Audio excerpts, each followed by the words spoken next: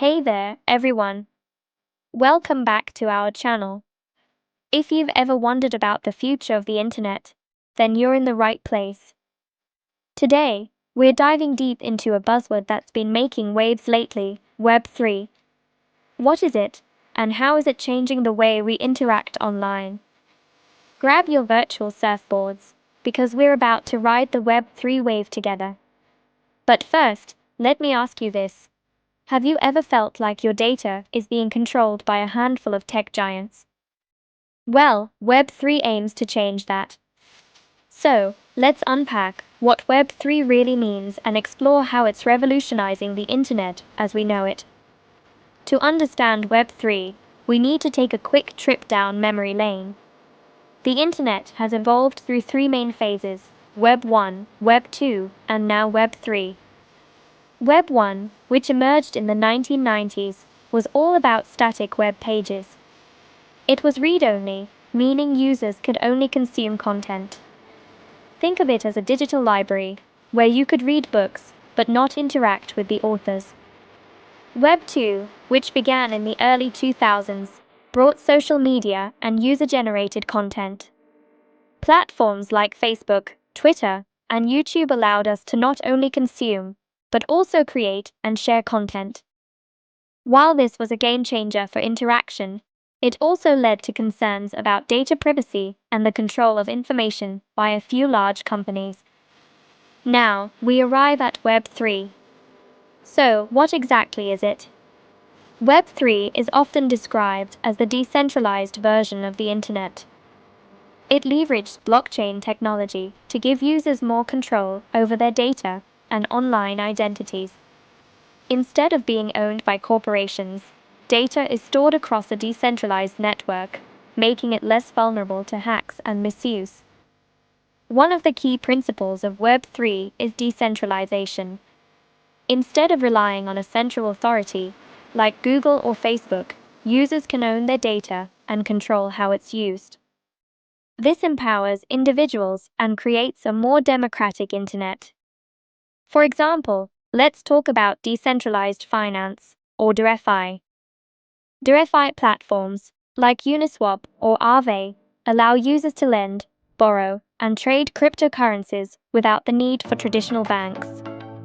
This not only increases financial accessibility, but also reduces transaction fees and processing times.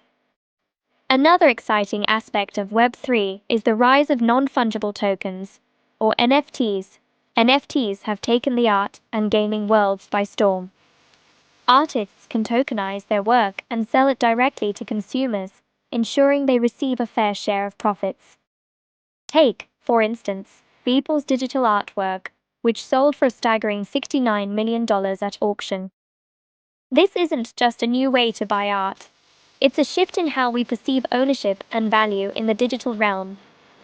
Web3 is also paving the way for decentralized social media platforms. Imagine a platform where you can interact with others, share content, and even earn rewards without worrying about your data being sold. Platforms like Mastodon or Minds are emerging as alternatives to mainstream social networks by prioritizing user privacy and freedom of expression. In these ecosystems, users can also earn tokens for their contributions. Now, let's talk numbers. According to a report by Consensystem, the number of active Ethereum wallets increased to over 200 million in 2021, which is a clear indication of rising interest in blockchain technology.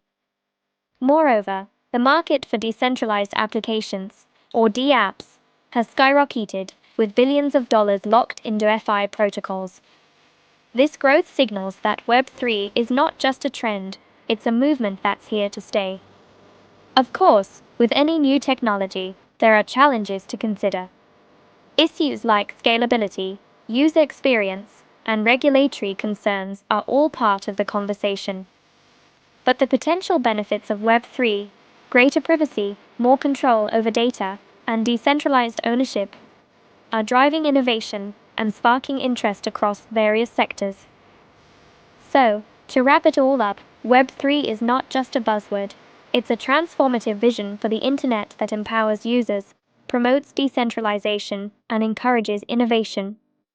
By harnessing blockchain technology, it aims to give individuals more control over their online experiences.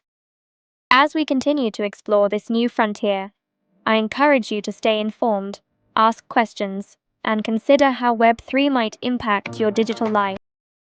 If you found this video helpful, give us a thumbs up, subscribe for more content, and don't forget to hit that notification bell. Let's embark on this journey together. What are your thoughts on Web3? Are you excited about the changes it promises? Share your opinions in the comments below.